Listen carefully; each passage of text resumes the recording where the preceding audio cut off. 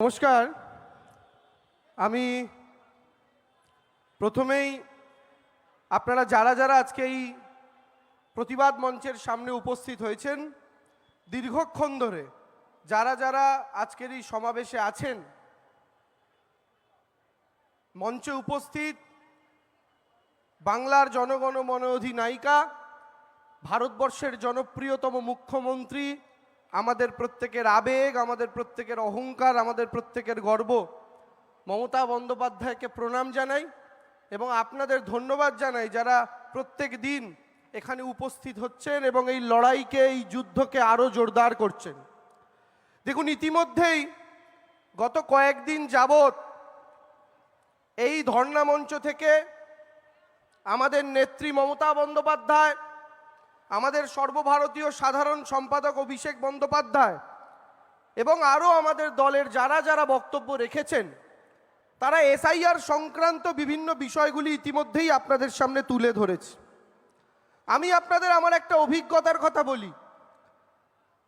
দ্বিতীয় দিন যেদিন ধর্ণা মঞ্চ থেকে বেরোচ্ছি, বাইরে কিছু ছেলে, আমাদের কিছু ভাই বোন, কিছু কাকিমা, কিছু জেঠিমা আমায় দাঁড় করালো, বললো, ভাই কিছু কথা বলতে চাই। আমি এক একজনের সাথে দাঁড়িয়ে কথা বললাম কম করে 1 ঘন্টা। আমি যত কথা বলছি, ঘড়ির কাঁটা যত এগোচ্ছে, আমি তত অবাক হচ্ছি। এক একজনের গল্প শুনে মাথায় হাত। আজকে সুপ্রিম কোর্টে একটা মামলা ছিল, আমি সেই বিষয়ে কোনো মন্তব্য করব না। তবে আমি এইটুকু বলি, যে কথাটা তারা বললেন আমি শুনে অবাক হয়েছি, শুধু তাই নয়, আমি ভেবে ভয় পাচ্ছি, আমি ভেবে অবাক হচ্ছি সেই সাধারণ মানুষগুলোর কথা ভেবে যারা তাদের মতো পরিস্থিতিতে আছেন। কি পরিস্থিতি? অলরেডি মমতা বন্দ্যোপাধ্যায় মঞ্চে তুলেও আজ থেকে 3 দিন 4 দিন আগে দেখিয়েছেন। কি বিষয়? আচ্ছা, আপনাদের মনে আছে নির্বাচন কমিশন শুরুতে যে 11টা ডকুমেন্টের কথা বলেছিল, যেগুলো থাকলে আপনাদের নাম ওঠা নিয়ে আর চিন্তা করতে হবে না, সেই ডকুমেন্টগুলোর কথা টেলিভিশন চ্যানেলের আলোচনায় রোজ শুনেছেন। তার মধ্যে মূল যে 2-3টি ডকুমেন্ট ছিল, একটা ছিল বার্থ সার্টিফিকেট, সেটা না থাকলে অবর্তমানে মাধ্যমিকের অ্যাডমিট কার্ড জন্ম প্রমাণপত্র হিসাবে, অথবা কারোর কাছে যদি পাসপোর্ট থাকে, তাহলে এগুলোর মধ্যে কোনোটাই প্রয়োজন নেই। ওনাদের কাছে গল্প শুনে আমি অবাক হলাম। একজন যিনি পাসপোর্ট জমা দিয়েছেন, নাম ডিলিটেড, বার্থ সার্টিফিকেট জমা দিয়েছেন, নাম ডিলিটেড, মাধ্যমিকের অ্যাডমিট কার্ড জমা দিয়েছেন, নাম ডিলিটেড। এবার আপনারা আমাকে বলুন, নির্বাচন কমিশন যে তালিকা দিয়ে দিয়েছে, সেই তালিকার সবচেয়ে গ্রহণযোগ্য 3টে সার্টিফিকেট জমা দেওয়ার পরও যাদের নাম ডিলিট করছে, তাহলে সাধারণ খেটে খাওয়া প্রান্তিক মানুষগুলোর কথা ভাবুন, সেই মানুষগুলোকে কিভাবে ভোটার তালিকা থেকে এরা বাদ দিচ্ছে। এই লড়াইটা তৃণমূল কংগ্রেসের লড়াই নয়, এই লড়াইটা একটা রাজনৈতিক লড়াই নয়, এই লড়াইটা কেবলমাত্র একটা আদর্শগত লড়াইও নয়। এই লড়াইটা এই মাটির ওপর, এই মাটির মানুষদের অধিকার বাঁচানোর লড়াই। মমতা বন্দ্যোপাধ্যায়ের শুরুর দিনের স্লোগান মা, মাটি আর মানুষ। এই মাটির ওপরে, সেই মাটির ওপরে থাকা মা আর মানুষগুলোর অধিকার থাকবে কিনা, সেটার যুদ্ধ চালিয়ে যাওয়ার প্রতিবাদ মঞ্চ মমতা বন্দ্যোপাধ্যায়ের এই ধর্ণা মঞ্চ। এ লড়াই সাধারণ মানুষের, এ লড়াই বাংলার প্রান্তিক মানুষদের, এ লড়াই মতুয়াদের, এ লড়াই মুসলিমদের, এ লড়াই মহিলাদের, এ লড়াই ছাত্রের, এ লড়াই যুবর। কারণ আমার আপনার প্রত্যেকের ঘরে বাড়িতে এমন হাজার হাজার মানুষ আছে যাদের নাম হয় ডিলিটেড বা বিচারাধীন করে রেখে দিয়েছে। আপনি আমিও জানি না আমাদের কি হবে, আমরা জানি না কি পরিণতি। যে মানুষগুলো বিচারাধীন, তারা কবে জানতে পারবেন তারা পাশ করলেন না ফেল করলেন? যদি তারা ফেল করেন, তারা কবে আবেদন জানাবেন? আজকে সুপ্রিম কোর্টে আমাদের বাংলার প্রতিনিধি হিসাবে যে আইনজীবীরা ছিলেন, তারা এই প্রশ্ন তুলেছেন যে 10 লক্ষ নাম নাকি বিচারাধীন হয়ে গেছে, মানে বিচার করা হয়ে গেছে, বিচার প্রক্রিয়া শেষ। কিন্তু নির্বাচন কমিশন সেই 10 লক্ষ নামের তালিকাটা কেন ঝোলালো না বলুন তো? 60 লাখের মধ্যে 10 লাখের যদি বিচার হয়ে গিয়ে থাকে, কেন ঝোলানোটা দরকার? দরকার এই কারণে, এবার ভাবুন এই 10 লাখের মধ্যে কিছু লোকের নাম ডিলিট করেছে ন্যায্য ব্যক্তি, হতেই পারে, যেমন আগে হয়েছে, এবং এই উদ্দেশ্য নিয়েই ওরা করছে। এবারে এই মানুষগুলো তো আবার অ্যাপ্লাই করার টাইম চাই, এই মানুষগুলোকে তো নিজেদের অধিকার প্রতিষ্ঠা করার টাইম দিতে হবে। কিন্তু আপনি যদি গোটা 60 লাখ নাম হঠাৎ একদিন লিস্ট টাঙালেন মাধ্যমিকের রেজাল্টের মতো, আর তার পরের দিনই ঘোষণা করে দিলেন নির্বাচন, যে মানুষগুলোর নাম বাদ যাবে, তারা লড়াইটা কবে লড়বেন, তারা আইনি প্রক্রিয়ায় কবে যাবেন? এই পরিস্থিতির মধ্যে বেছে বেছে পশ্চিমবঙ্গকে ঠেলেছে নির্বাচন কমিশন বিজেপির নির্দেশে। এ কথা বারবার দিদি বলেছেন এই মঞ্চ থেকে।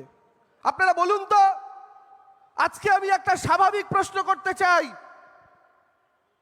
লজিক্যাল ডিসক্রিপেন্সি, এই যে নতুন নাটক, এই নাটকটা তো শুরুতে ছিল না। কাঁথির মেজ খোকা রোজ চিৎকার করে বললেন, আজকে ব্রেকফাস্টে 58 লাখকে খেয়েছি, লাঞ্চে 1.5 কোটিকে খাবো। বুঝুন, এরা রাজনৈতিক নেতা, এদের কাছে জনসাধারণ ব্রেকফাস্ট আর লাঞ্চের খাবার। বললেন ভালো কথা, কিন্তু টার্গেট কত বেঁধে দিলেন? 1.5 কোটি। 1.5 কোটি কথাটা শুরু থেকে নির্বাচন কমিশন বলেনি, 1.5 কোটি কথাটা শুরু থেকে বিজেপির নেতারা বলেছে। 1.5 কোটি রোহিঙ্গা, 1.5 কোটি বাংলাদেশি। আর আপনারা দেখুন, শুরুতে যেই 58 লাখ হলো, তখন বিজেপির নেতারা বলল, हमारा টার্গেট তো কমপ্লিট नहीं हुआ, कैसे हो सकता है? তখন কর্তার ইচ্ছায় কর্ম, নির্দেশ এলো 58 লাখে আটকে রাখলে চলবে না, সংখ্যাটাকে নরেন্দ্র মোদী অমিত শাহের নির্দেশ মতো 1.5 কোটিতে নিয়ে যেতে হবে। তাই 1.5 কোটিতে কিভাবে নিয়ে যাব? শুরু হলো লজিক্যাল ডিসক্রিপেন্সি। আচ্ছা আপনারা আমায় বলুন তো, ভোটার কার্ড আপনাকে কে দিয়েছে? কে দিয়েছে? নির্বাচন কমিশন। আধার কার্ড কে দিয়েছে? ভারত সরকার। প্যান কার্ড কে দিয়েছে? ভারত সরকারের অর্থ দপ্তর। আপনাদের যতগুলো ডকুমেন্ট, আপনারা কোনোটা কি নিজে গিয়ে কম্পিউটারে ফটোশপে বানিয়েছেন? বানাননি তো। সবকটা ডকুমেন্ট আপনাদের দেশের সরকার দিয়েছে বা দেশের নির্বাচন কমিশন দিয়েছে। সেই ডকুমেন্টের ভিত্তিতে, সেই ডকুমেন্টের ভুলের ভিত্তিতে আজকে সাধারণ নাগরিককে কিভাবে তারা বেনাগরিক করতে পারে? আচ্ছা একটা মানুষ কি ইচ্ছা করে তার আইডেন্টিটি কার্ডে ভুল বানান লেখে? লেখে না তো। তাহলে যে রাষ্ট্র আমাকে ভুল কাগজ দিয়েছে, সেই রাষ্ট্রের দেওয়া ভুল কাগজের দায়ে অন্যায় যদি রাষ্ট্র করে, তার শাস্তি কেন জনগণ পাবে? এই সহজ প্রশ্নটার উত্তর দিন তো। এই প্রশ্নটার উত্তর দিন তো। হাজার হাজার মানুষকে যে ছোট ছোট ভুলে ডেকেছেন, আমি আগের দিনও বলেছি, আবার বলছি, আমাকেও ডেকেছিল। কারণ কি জানি না, ফুল ফ্যামিলি নিয়ে ট্রিপে গেছিলাম, লাইনে দাঁড়িয়েছিলাম, বলে এআই এর জন্য স্পেলিং ভুল। এখন এআই এর জন্য স্পেলিং ভুল, লাইনে দাঁড়ালাম, লিস্ট বেরোনোর আগের দিন পর্যন্ত রাতে ঘুমোতে পারছি না, নামটা বেরোবে তো। এই টেনশনের দায় কি বাংলার মানুষের ছিল না আছে? নয়। এবার আপনাদের আমি দ্বিতীয় প্রশ্ন করি, এই লজিক্যাল ডিসক্রিপেন্সিতে তো বানান ভুল একটা জিনিস, আরেকটা জিনিস আছে। কি দেখা হচ্ছিল? বলছে যাদের 5টা 6টার বেশি সন্তান তাদেরকে নোটিশ দিচ্ছে। বুঝুন, সন্তান সংখ্যা গুণে নোটিশ দিচ্ছে। আরে নরেন্দ্র মোদীরা ক ভাই? নরেন্দ্র মোদীরা ক ভাই? যদি 5টা সন্তানের ওপরে সন্তান থাকাটাই সন্দেহের কারণ হয়, তাহলে সন্দেহের তালিকায় 1 নম্বরে তো আমার দেশের প্রধানমন্ত্রী থাকছে। রবীন্দ্রনাথ ঠাকুর কততম সন্তান তার বাবা মার? তাহলে 5টার ওপরে যদি সন্দেহের তালিকা তৈরি হয়, তাহলে রবীন্দ্রনাথ ঠাকুর যদি আজকে এই পৃথিবীতে না আসতেন, আমরা রবীন্দ্রনাথ ঠাকুরের মতো একজন বিশ্ববরেণ্য কবি বা লেখককে পেতাম? আজকে সন্তান সংখ্যা দিয়ে বিচার করা হচ্ছে সন্দেহ। তাহলে প্রশ্নটা এটা রাখতে চাই, সবাই হাতে সেলফোন, বিজেপির ন্যারেটিভে বিশ্বাস করবেন না, আমার আইটির ভাইরাও আছেন, সবাইকে বলছি, হাতে সেলফোন, গুগল খুলুন, সার্চ করে লিখুন highest birth rate in India, ranking state wise, অর্থাৎ কোন রাজ্যে জন্মসংখ্যার হার সবচাইতে বেশি। গুগলে উত্তর আসবে, জন্মসংখ্যার হারে 1 নম্বর রাজ্য হচ্ছে বিহার। কোন বিহার?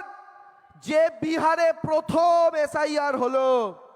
তাহলে আমি জিজ্ঞেস করতে চাই, এই বাংলা জন্মহারে শেষের দিকে থাকা একটা রাজ্য, আর বাংলার আগে যেখানে এসআইআর হলো সেই বিহার জন্মহারে প্রথম একদম থাকা রাজ্য। তাহলে এই বাংলায় 5টার ওপর সন্তান দেখলে আপনি নোটিশ পাঠাচ্ছেন, তাহলে বিহারে কেন এই একই অঙ্কে লজিক্যাল ডিসক্রিপেন্সি করলেন না? এই প্রশ্নের উত্তর কে দেবে? আজকে ভ্যানিশ কুমারের সাংবাদিক সম্মেলন হচ্ছিল, দেখছিলাম। ভ্যানিশ কুমারের পলিসি কি বুদ্ধিমান?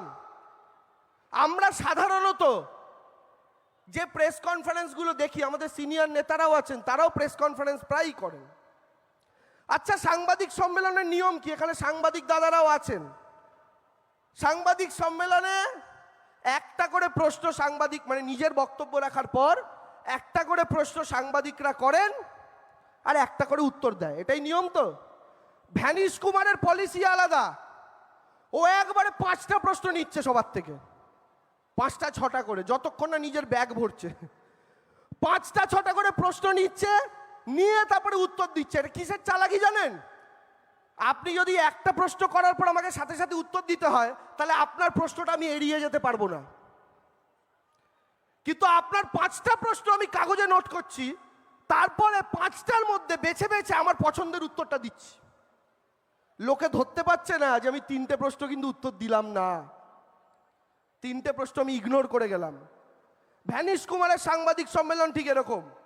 আমার মনে আছে শেষ প্রশ্ন সাংবাদিক তমাল সাহা করেছিলেন লজিক্যাল ডিসক্রিপেন্সি নিয়ে, যে যারা ম্যাপ তাদের নাম তো উঠে গেছিল, আজকে তাদেরকে আবার যে এই অবস্থায় আপনারা ঝুলিয়ে দিলেন, এটা কি হ্যারাসমেন্ট নয়? ভ্যানিশ বাবু প্রশ্নটা লিখলেন, তার সাথে আরো 4টে প্রশ্ন গুঁজলেন, গুঁজে বাকি লেজা থেকে একটা প্রশ্ন তুলে উত্তর দিলেন, মুড়োটা রেখে দিয়ে খাওয়া থেকে উঠে গেলেন, থ্যাংক ইউ ভেরি মাচ করে প্রণাম করে উঠে চলে গেলেন। আরে কালকে কালীঘাটে মা কালীকে প্রণাম করতে গিয়ে মাথা পিছলে গেছে। মা কালীও বুঝে গেছে কি জিনিস এসেছে, স্পর্শ করতে দেয়নি। আর তার চেয়ে বড় কথা, নেতাদের মতো হাত নাড়ছে ইলেকশন কমিশনের অফিসিয়াল পেজ। আমি এই প্রশ্নটা তুলতে চাই, ইলেকশন কমিশনের অফিসিয়াল পেজ শুধুমাত্র নির্বাচন সংক্রান্ত বিষয় জানানোর জন্য, আজকে নির্বাচন কমিশনের অফিসিয়াল পেজ থেকে ভ্যানিশ কুমার কোথায় মন্দিরে পুজো দিতে যাচ্ছেন, কোথায় ভিক্টোরিয়ায় বসে নকুলদানা খেতে যাচ্ছেন, সেই ছবি কেন আপলোড হবে? কেন ভ্যানিশ কুমারের ব্যক্তিগত সফরসূচি, যেটার সঙ্গে নির্বাচনের কোনো সম্পর্ক নেই, কেন সেটা আপলোড হবে বলতে পারেন? কে দেবে এই উত্তর? বিজেপি এমনি সময় নির্বাচন কমিশনকে ডিফেন্ড করে, কিন্তু নির্বাচন কমিশনের কোনো একটা ভুল নিয়ে বিজেপিকে প্রশ্ন করুন, বলবে আমরা কি জানি, আমরা কি নির্বাচন কমিশন? শুরুতে তৃণমূল যখন এসআইআর এর বিরোধিতা করে বলল এসআইআর হলে আমার বনগা রানাঘাটে হাজার হাজার মতুয়া মা ভাই বোনের নাম বাদ পড়বে, তখন এই বিজেপির শান্তনু ঠাকুররা কি বলল, কেন্দ্রীয় মন্ত্রী বলল না না কিচ্ছু হবে না, তৃণমূল এসব বলছে কারণ তৃণমূল ভুয়ো ভোটার রাখতে চায়। আর যেই দেখা গেল সত্যি সত্যি এসআইআর এর তালিকায় মতুয়া মা ভাই বোনেরা বাদ পড়লো, তখন শান্তনু ঠাকুরকে যখন মিডিয়া প্রশ্ন করছে, শান্তনু ঠাকুর নির্লজ্জের মতো, অপদার্থের মতো কি উত্তর দিল? বলল নির্বাচন কমিশনের কাছে যেতে হবে, আমরা কি করে বলবো? তো তোরা যখন বলতেই পারবি না, তাহলে শুরুতে পটর পটর করেছিলি কেন? তোমরা যখন বলবে না, তাহলে শুরুতে যখন তৃণমূল কংগ্রেস আর মমতা বন্দ্যোপাধ্যায় প্রতিবাদ করেছিল, তখন তোমরা কেন উত্তর দিয়েছিলে? আরো একটা বিষয় এখানে তুলে ধরা দরকার। বিজেপির সোশ্যাল মিডিয়া আর্মি, যারা একটা কমেন্ট করার জন্য 2 টাকা করে পায়, গোটা দেশের ওদের সোশ্যাল মিডিয়ার যত লোক আছে সবাইকে বলে দিয়েছে, केरला में फोकस करने का जरूरत नहीं है, आसाम में फोकस करने का जरूरत नहीं है, तमिलनाडु में फोकस करने का जरूरत नहीं है, पूरा टीम लेके बंगाल में फोकस करो। অর্থাৎ গোটা দেশের 30টা রাজ্যের বিজেপির আইটি সেলও কিন্তু তৃণমূলের বিরুদ্ধে লড়ছে। সেই আইটি সেল একটা মিথ্যা ক্যাম্পেইন করছে।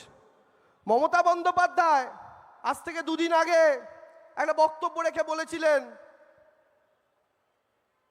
যে মানুষ তারা যদি একসঙ্গে জোট বাঁধে তাহলে 1 মিনিটে বুঝতে পারবেন। এখানে বাংলার কমিউনিটির কথা বলা হয়েছিল, পশ্চিমবঙ্গের বাসিন্দাদের কমিউনিটির কথা বলা হয়েছিল, কোনো হিন্দু বা মুসলিম কমিউনিটির কথা বলা হয়নি, কোনো বাঙালি বা অবাঙালি কমিউনিটির কথা বলা হয়নি। কিন্তু ওই বিষয়টাকে নিয়ে বিজেপির আইটি সেল যেভাবে মিথ্যাচার করছে, আমি আমার সোশ্যাল মিডিয়ার ভাই বোন, আইটির ভাই বোনেদেরকে বলবো, এই বিষয়টা আমাদের ভালো করে কাউন্টার করতে হবে এবং সত্যটা কিন্তু তুলে ধরতে হবে। মমতা বন্দ্যোপাধ্যায়ের কথাকে এর আগেও তারা বিকৃত করেছে, আমরা মুখ ভাঙার জবাব তাদের দিয়েছি। অনেকে আছে, এই যে আপনাদের একটা কথা বলি, এটা আবার সিপিএম শুরু করেছিল, এই মঞ্চের পেছনে ধর্ণা লেখা, এটা নিয়ে শুরু করেছিল, বলে ধর্ণা বানান ভুল। অতি শিক্ষিত সিপিএম পার্টি, এখানে আমাদের সুবোধবাবু আছেন, তার কবিতা পড়ে আমরা বড় হয়েছি, আমরা ডিকশনারি সার্চ করে দেখালাম, ওরে মূর্খ, ধর্ণা বানান এটাই। যে নেতাগুলো ভুলভাল পোস্ট করেছিল সবকটা ডিলিট করে পালিয়ে গেছে। অতি শিক্ষিত পার্টি বলে দাবি করে নিজেদের। হ্যাঁ, তা আপনারা বলুন, আজকে এই ঘটনাগুলোর মাঝখানে, আজকে যতই করো হামলা আবার জিতবে বাংলা গানটা আমার খুব প্রিয় একটা লাইন আছে, যে ঝড়ের মুখেও থাকবে খোলা উন্নয়নের জানলা। এই লাইনটার অর্থ কি? এই যে কেন্দ্রীয় সরকারের এত অত্যাচার অনাচার, এগুলো তো ঝড়। এই এসআইআর বাংলার মানুষের ঘরে নামিয়ে আনা ঝড়, কিন্তু এগুলোর পরেও লক্ষ্মীর ভান্ডার কিন্তু বন্ধ হয় না, যুব সাথী কিন্তু বন্ধ হয় না, কন্যাশ্রী কিন্তু বন্ধ হয় না, রাস্তা তৈরি হওয়া কিন্তু বন্ধ হয় না, মিড ডে মিল কিন্তু বন্ধ হয় না। অর্থাৎ নেত্রী একদিকে তার এক রূপে যেমন প্রতিবাদকারিণী রূপে মঞ্চে অগ্নিকন্যা হয়ে লড়াই করেন, তেমনি মুখ্যমন্ত্রী হিসাবে বাংলার মানুষের উন্নয়নের দরজাটাও খোলা রাখেন। আর আপনারা জানেন, আজ থেকে ঠিক 2 দিন আগে নেত্রী এই মঞ্চ থেকে বলেছিলেন যে যুব সাথীর টাকা ঢোকা শুরু হয়ে যাবে। অলরেডি শুরু হয়েছে, দেখতে পাচ্ছেন। বাকি যে কজন আছে যাদের নাম আস্তে আস্তে উঠছে, তাদেরটাও আস্তে আস্তে ঢুকে যাবে। এই যুব সাথী যখন দিদি ঘোষণা করলেন, সিপিএম আর বিজেপি সম্মিলিতভাবে একটা কথা বলা শুরু করলো। কি বলল? বাংলায় চাকরি দিতে পারছে না, তাই ভাতা দিচ্ছে। 1,500 টাকায় কি সংসার চলে? আমি আপনাদের বলছি, মায়েরা, দাদারা, ভাইরা, বিজেপি প্রশ্ন করলে কথা বলবেন, বিজেপি প্রচার করলে কথা বলবেন। ওরে মূর্খ, আমি যখন জীবনের প্রথম ইন্টারভিউ দিতে যাই, আমার পকেট শূন্য, আমার মাকে বলেছিলাম, মা ট্রেনে করে যেতে হবে, সেখান থেকে নেমে বাসে উঠতে হবে। আমার মা তার আঁচল থেকে খুলে 200 টাকা আমার হাতে দিয়ে বলেছিল, বাবু এটা দিয়ে ফর্মটা ফিল আপ করিস, এটা দিয়ে টিফিনটা খাস, আর এটা দিয়ে বাসটা ভাড়া করিস, ট্রেনের টিকিটটা কাটিস। যদি আমার মা আঁচল খুলে আমাকে 200 টাকা দিয়ে ইন্টারভিউতে পাঠাতে পারে, তাহলে কেন বাংলার মা তার আঁচল খুলে 1,500 টাকা দিয়ে পাঠিয়ে বলতে পারবে না, যা বাবা ইন্টারভিউটা দিয়ায়, যা বাবা গাড়িটা ভাড়া করে দিয়ায়? কেন পারবে না বলতে পারেন? এই মিথ্যাচার আর চাকরি নিয়ে বিজেপির মিথ্যাচার, আরো বড় মিথ্যাচার। আরে নিজেরা বেটারা বলেছিল 2 কোটি করে চাকরি দেবে, 12 বছরে 24 কোটি চাকরি হয়। আর মমতা বন্দ্যোপাধ্যায় 40% বেকারত্ব বাংলার কমিয়েছেন, যখন দেশের বেকারত্ব 40% বেড়েছে। মমতা বন্দ্যোপাধ্যায়, আপনারা জানেন পশ্চিমবঙ্গের নিজস্ব রেভিনিউ যেদিন দিদি ক্ষমতায় আসেন সেদিনকে 20,000 কোটি টাকার কাছাকাছি ছিল। আজকে সেই পশ্চিমবঙ্গের রোজগার, নিজস্ব রেভিনিউ, বলে না মায়েরা যদি সংসারের হাল ধরেন, যে বাংলার নিজস্ব রোজগার 20,000 কোটি টাকা ছিল, 47 সালে দেশ স্বাধীন হয়েছে, সেখান থেকে বাড়তে বাড়তে 2011-তে 20,000 কোটি। আর দিদি ক্ষমতায় আসার পর 2011 থেকে আজ অবধি 20,000 কোটিটা বেড়ে আজকে বাংলার নিজস্ব রোজগার 1,20,000 কোটি। এটাই মমতা ব্যানার্জি এবং তার সরকার। এবার আমি আপনাদের জিজ্ঞেস করছি, মূর্খ বিজেপির লোকেদের আর বদমাই সিপিএম গুলোকে কি জিজ্ঞেস করতে চাই, বাবু একটু মাথা খাটিয়ে বলো তো, একটু মাথা খাটাও। মমতা ব্যানার্জি পশ্চিমবঙ্গে ক্ষমতায় আসার পর করের বোঝা মানুষের ওপর বাড়াননি। জলকর থেকে শুরু করে একের পর এক কর যেগুলো তুলে দিয়েছিলেন, আগে লাগতো এখন লাগে না। তাহলে আমার একটা কথা বলুন তো, আজকে যদি বাংলা স্বয়ং সম্পূর্ণ না হয়ে থাকে, বাংলায় যদি শিল্প না এসে থাকে, বাংলায় যদি ইন্ডাস্ট্রি না এসে থাকে, বাংলায় যদি কারখানা না হয়ে থাকে, তাহলে একটা রাজ্যের রোজগার 20,000 কোটি থেকে 1,20,000 কোটি বেড়ে হয় কিভাবে? সাধারণ অঙ্কটা আপনারা বুঝুন তো। ফলে এটাও একটা মিথ্যাচার। আর বাকি রইল মমতা বন্দ্যোপাধ্যায়ের লক্ষ্মীর ভাণ্ডার। আচ্ছা মায়েরা, এখানে অনেক মায়েরা আছেন, দিদি 21-এ ক্ষমতায় আসার আগে বলেছিলেন এবার আমরা এলে লক্ষ্মীর ভাণ্ডার করব। এলেন, করলেন। প্রথমে ছিল 500 জেনারেল মায়েদের, SC ST মায়েদের 750। শুধু করলেন না, পরিবারের একজনকে দেওয়ার কথা ছিল সবাইকে দিলেন। শুধু তাই দিলেন না, 500টা বাড়িয়ে 2 বছর 3 বছরের মধ্যে 1000 করলেন, 750টা বাড়িয়ে 1200 করলেন। শুধু সেখানেই থেমে থাকলেন না, আবার 1000টা বাড়িয়ে 1500 করলেন, আর 1200টা বাড়িয়ে করলেন 1700। তাহলে দিদি শুধু প্রতিশ্রুতি দেন না, যা প্রতিশ্রুতি দেন তার 3 ডবল করেন। আর নরেন্দ্র মোদী, অমিত শাহরা শুধু বেলুন, গ্যাস বেলুন, ছুঁচ লাগালেই ফেটে যাবে। যা যা বলেছিল একটাও প্রতিশ্রুতি রাখতে পারেনি। আর মমতা ব্যানার্জি বলেছিলেন ক্ষমতা এলে বাংলায় লোডশেডিং থাকবে না। আমি জিজ্ঞেস করতে চাই সিপিএম বিজেপির নেতাদের, কেউ মনে করে বলতে পারবেন দাদা আপনাদের বাড়িতে হ্যারিকেনটা কোথায় রাখা? মনে করে বলুন তো, কেউ মনে করে বলতে পারবেন না। কারণ আপনাদের বাড়িতে আজকে হ্যারিকেনের প্রয়োজন পড়ে না, দিদি লোডশেডিং বন্ধ করে দিয়েছেন। দিদি 15 বছরে বাংলার কোথাও লোডশেডিং হতে দেননি, শুধু একটা জায়গাতেই লোডশেডিং হয়েছিল, নন্দীগ্রামে কাউন্টিং এর দিন। সেটাও হাইকোর্টে বিচারাধীন। আমি জানি না কেন আদালত, নির্বাচন কমিশন নির্বাচন ফল সংক্রান্ত মামলাগুলো নিয়ে এতটা ডিলে করে। কিসের এত ডিলে? আরেকটা নির্বাচন চলে এলো, আজকে যদি ওই মামলার ফয়সলা হতো তাহলে আজও আমি নিশ্চিত করে বলতে পারি, যেহেতু তমলুকে আমি লোকসভা নির্বাচন দল আমায় কনিষ্ঠতম প্রার্থী হিসাবে সুযোগ দিয়েছিল, নন্দীগ্রামের মা ভাই বোনদের সাথে কথা বলে, সেখানকার সমস্ত সাধারণ মানুষ, হিন্দু মুসলমান সবার সাথে কথা বলে যেইটুকু উপলব্ধি করেছি, আজকে আমি নিশ্চিত করে বলতে পারি নন্দীগ্রামের ফলাফলের ফয়সলা যদি আজও কোর্ট করতে পারে, তাহলে নন্দীগ্রামের আজ বিধায়কের নাম মমতা ব্যানার্জি। এটা আমি নিশ্চিত করে বলছি, নিশ্চিত করে বলছি। কিন্তু সবই হাতের পুতুল। কোথা থেকে সুতো নড়ছে আর কোথায় পুতুলের হাত নড়ছে? দিদি 1500 দিচ্ছে, মোদি গ্যাসের দামটা বাড়িয়ে টাকাটা নিচ্ছে। আমি জানি না, আমার মনে হয় নরেন্দ্র মোদী এতটা, বা অমিত শাহ ওই জেনে গেছে বাংলা অমিত শাহ হ্যাংলা। আমি বলি অমিত শাহ নরেন্দ্র মোদীর এতটাই যদি হ্যাংলা হয়, আমার তো মনে হয় দিদির নরেন্দ্র মোদী আর অমিত শাহকে স্পেশাল কোটায় লক্ষ্মীর ভাণ্ডার দেওয়া উচিত।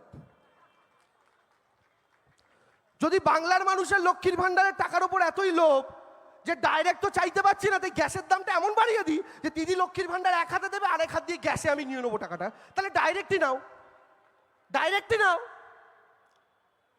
তাই আপনাদের বলি, ঝড়ের মুখেও থাকবে খোলা উন্নয়নের জানলা। অর্থাৎ আমফান আসবে, ফণী আসবে, বুলবুল আসবে, করোনা আসবে, রাস্তায় কিন্তু হেলিকপ্টার আর প্লেনে করে বসন্তের কোকিল বাবুদের দেখা পাবেন না। যখন ফণী আসবে, বুলবুল আসবে, আমফান আসবে, করোনা আসবে, এই হাওয়াই চপ্পল পরা 5 ফুট 2 ইঞ্চির মহিলাটাকেই রাস্তা ঘাটে আপনার সেবায় পরিষেবায় খুঁজে পাবেন। তাই আমরা গর্ব করি যে ইনি আমাদের নেত্রী। আমরা গর্ব করে ভারতবর্ষের যখন যে প্রান্তে যাই, যখন গিয়ে বলি আমরা পশ্চিমবঙ্গ থেকে এসছি, প্রথম প্রশ্নটা কি করে জানেন? দিদি কা স্টেট সে আয়ে হ্যাঁ। শুনে বুকটা গর্বে ফুলে ওঠে। গোটা ভারতবর্ষের বিজেপি বিরোধী প্রত্যেকটা মানুষের মনির মণিকোঠায় আজকে মমতা ব্যানার্জি বাস করেন। যারা প্রত্যেকটা রাজ্যে দেখতে পান তাদের রাজ্যের অপদার্থ বিরোধীগুলো বিজেপিকে আটকাতে পারে না। তারা চায়ের দোকানে চা খান আর টেবিল চাপড়াতে চাপড়াতে বলেন, কাশ ইহাঁ পর ভি এক মমতা ব্যানার্জি হোতা, কাশ ইহাঁ পর ভি এক দিদি হোতা। তাই বক্তব্য দীর্ঘায়িত করব না। অনেকে বলবেন আমার বলার পরে, আমি শুধু আপনারা প্রত্যেকে, আমরা যখন এই কালচারকে বাঁচানোর কথা বলি, এই মাটিকে বাঁচানোর কথা বলি, তার মূলে একটা জিনিস আছে জানেন তো? দুর্গাপুজোর 7 দিন আগে আশ্বিনের কোনো এক সকালে আপনারা যখন রেডিওটা চালাবেন ভোর 4টের সময় আকাশবাণীতে, তখন আপনারা কি শুনতে চান সেটা ডিসাইড করবে এবার আপনার মতামত। যদি সকালবেলা রেডিওটা চালিয়ে আশ্বিনের কোনো এক শারদ প্রাতে ভোর 4টের সময় আশ্বিনের শারদ প্রাতে এই কণ্ঠস্বর দিয়ে ঘুম ভাঙাতে চান, তাহলে দিদির পাশে থাকতে হবে। আর যদি রেডিওটা চালিয়ে কোনো একজন দাড়িওয়ালা বাবার মন কি বাত শুনতে চান, তাহলে বুঝতে পারছেন কি অবস্থা হবে। এরা এলে ওটাও রাখবে কিনা সন্দেহ, কারণ ওটাও বাংলার কালচার। তো দেখবেন মহালয়া বন্ধ করে দেবে, এখনই কেন্দ্রীয় সরকার থেকে না নির্দেশ দেবে সব বন্ধ, হামারা মন কি বাত চলেগা। কারণ ওই টাইমে বাংলা রেডিও টিআরপি সবচেয়ে বেশি। তাই সেই সকালবেলা আমরা যে জিনিস শুনি, সেই জিনিসের দ্বারা ইন্সপায়ার্ড হয়ে, সেই মহিষাসুর মর্দিনীর একটা অংশের দ্বারা ইন্সপায়ার্ড হয়ে আমার একটা ছোট্ট রাজনৈতিক লেখা আমি আপনাদের সামনে পড়ে শোনাতে চাই। মহিষাসুর মর্দিনীর দ্বারা ইন্সপায়ার্ড, আমি আবার বলছি। এটা ফাল্গুন মাস চলছে বাংলায়, তাই তো? মোটামুটি ফাল্গুন শেষ হবে, চৈত্রের শুরু থেকে, চৈত্র থেকে মোটামুটি নির্বাচনী লড়াই, নির্বাচনী প্রক্রিয়া শুরু হয়ে যাবে। তাই আমি সেই চণ্ডীপাঠের মতো করেই একটা অংশ, কিন্তু রাজনৈতিক অনুপ্রাণিত চণ্ডীপাঠ দ্বারা করছি। ফাল্গুনের বসন্ত প্রাতে বেজে উঠেছে আলোক মঞ্জির, বঙ্গের বহিরাকাশে অন্তরিত মেঘমালা, হৃদয়ের অন্তরাকাশে জাগরিত জ্যোতির্ময়ী অগ্নিকন্যার আগমন বার্তা, আনন্দময়ী মহামায়ার গর্জধ্বনি অসীম ছন্দে বেজে উঠে বঙ্গলোক ও দেশলোকে আনে নবভাব মাধুরীর সঞ্জীবন। তাই আনন্দিতা অগ্নিমাতৃকার জেদ শক্তিকে ভেদ শক্তিতে আবাহন। আজ মাতৃশক্তি রূপিণী বঙ্গজননীর যুদ্ধাংস্মৃতি মণ্ডিতা প্রতিমা মন্দিরে মন্দিরে ধ্যান বোধিতা। মহামায়া সনাতনী শক্তি রূপা গুণময়ী, তিনি এক তবু প্রকাশ বিভিন্ন দেবী প্রতিবাদকারিণী। আবার জনশক্তি রূপা মুখ্যমন্ত্রী, কখনো কালো পোশাকে প্রকাশমানা আদালতে রক্ষাকারিণী, কখনো মহাবজ্র রূপিণী নেত্রী উগ্র গণদূতী বামবধকারিণী চামুন্ডা। তিনি আবার নরেন্দ্র নিয়তি, তিনি সর্বপ্রকাশ মহাশক্তি পরমা প্রকৃতির পুনর্বিজয় হবে ভারত লোক তাই আনন্দমগ্ন। এদিকে কালান্তরে দুর্ধর্ষ দৈত্যরাজ পদ্মাসুরের পরাক্রমে জনতাগণ ভোটাধিকার হারালেন। অসুরপতির অত্যাচারে বঙ্গলোক বিষাদ ব্যথায় পরিদহন হয়ে গেল। জনগণ বামকুলের শরণাপন্ন হলেন। বামেদের ভোটেই পদ্মাসুর অপরাজেয়, তার দ্বারা অসুরের ক্ষয় সম্ভবপর নয় জেনে উত্তরবঙ্গের নির্দেশে জনগণ পশ্চিমে গিয়ে দেখলেন জঙ্গলমহল উৎসবে রত। উত্তরবঙ্গ সম্মুখে নিবেদন করলেন পদ্মাসুরের দুর্বিষহ অত্যাচার কাহিনী।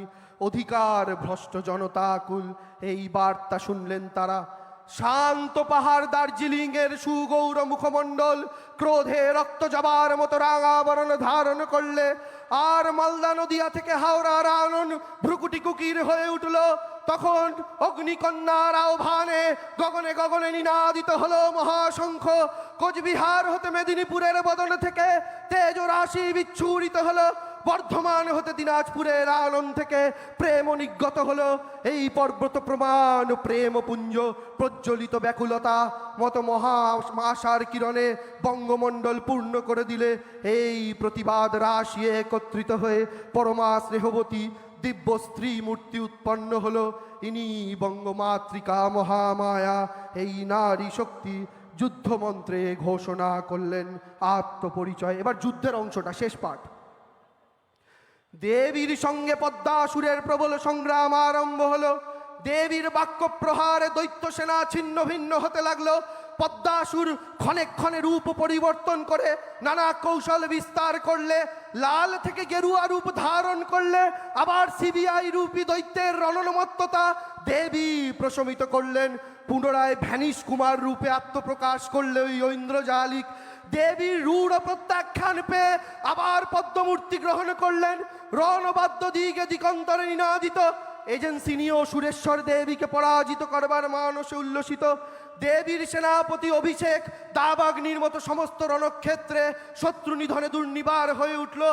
নানা প্রহরণধারিণী অগ্নিকন্যা ক্রোধ পান করতে করতে পদ্মাসুরকে সদম্বে বললেন, গর্জ গর্জ ক্ষণম মূঢ় ক্রোধ यावत् পিবাম্যহম ময়াত্তৈ হতেত্তৈব গর্জ সংখ্যাসু জনতা।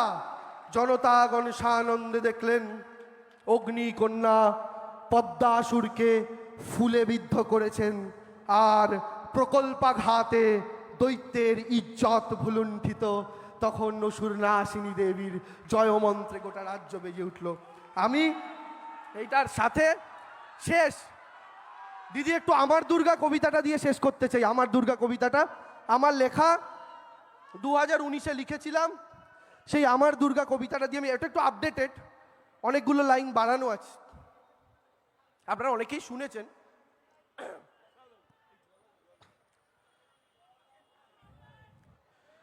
আমার দুর্গা একাই মেটায় আমলাশোলের খিদে, আমার দুর্গা মাওবাদীদের একাই করেছে সিধে, আমার দুর্গা সবুজ সাথী বাংলার গ্রাম পাড়ায়, আমার দুর্গা যেখানে বিপদ সেখানেই হাত বাড়ায়, আমার দুর্গা ভিড়ে মিশে যায় জনস্রোতেই ভাসে, আমার দুর্গা উগ্র চণ্ডা বামেদের সন্ত্রাসে, আমার দুর্গা ত্রস্ত বিকেলে অস্ত্র ধরেছে হাতে, আমার দুর্গা ঝলসে উঠেছে বিদ্যুৎ সম্পাতে, আমার দুর্গা কন্যাশ্রী রুখে কন্যার বিয়ে, আমার দুর্গা রোগ সারিয়েছে ফ্রিতে ওষুধ দিয়ে, আমার দুর্গা সহজ সরল ওনাদের হাসি পায়, আরে আমার দুর্গা নেদারল্যান্ডসে ফার্স্ট প্রাইজ নিতে যায়।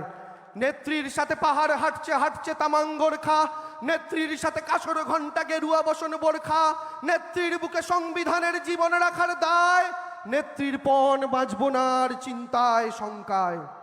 আমার দুর্গা যখন লড়ছে রোজ মৃত্যুর সাথে, বামেরা যখন মানুষ পুড়িয়ে মুন্ডর মালা গাঁথে, আমার দুর্গা হাজরা মোড়ে আমার দুর্গার রক্ত লুকিয়েছিলেন কোথায় তখন হাজার মোদির ভক্ত।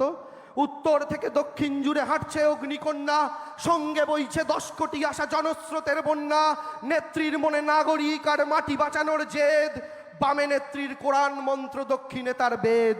আমার দুর্গা দীঘা কলকাতা সুন্দর করে তোলে, আমার দুর্গা দীঘা কলকাতা সুন্দর করে তোলে, আমার দুর্গা যুব ভারতীর বিশ্বকাপের গোলে, আমার দুর্গা রাস্তা আলো, আমার দুর্গা জল, আমার দুর্গা জেলায় জেলায় উদ্বেল চঞ্চল, আমার দুর্গা শিশুর হাসিতে আমার দুর্গা আলো, আমার দুর্গা কান্না মুছিয়ে উৎসব জমকালো, আমার দুর্গা রক্ষা কবচ নবান্নে রাত জাগা, আমার দুর্গা বিপদ তারিণী আমার হাতের তাগা, আমার দুর্গা তারাহাদের কাছে হাসির বস্তু তাই, বস্তির মেয়ে পাহাড়ের ছেলে সবার দিদিকে চাই। যে বাংলা খেত প্রিয় পুত্রের রক্ত মাখা ভাত, ওরা কি বুঝবে তাদের কতটা ঘুচেছে নিশির রাত। আমার দুর্গা সরস্বতী রূপে কন্যা শ্রীর আশিস, রক্ত মাংস সবটা বিলিয়ে আজও কিভাবে হাসিস। আমার দুর্গা লক্ষ্মীর ভার মায়েদের সম্মান, আমার দুর্গা বেসুরো এ দেশে নতুন সুরের গান। আমার দুর্গা ঝড়ে বর্ষায় প্রবল রৌদ্রে হাঁটে, আমার দুর্গা শহর নগরে গ্রাম প্রান্তর মাঠে, আমার দুর্গা আগলে রেখেছে আমার বাংলা মাকে, আমার দুর্গা বাংলাকে চেনে বাংলাও চেনে তাকে।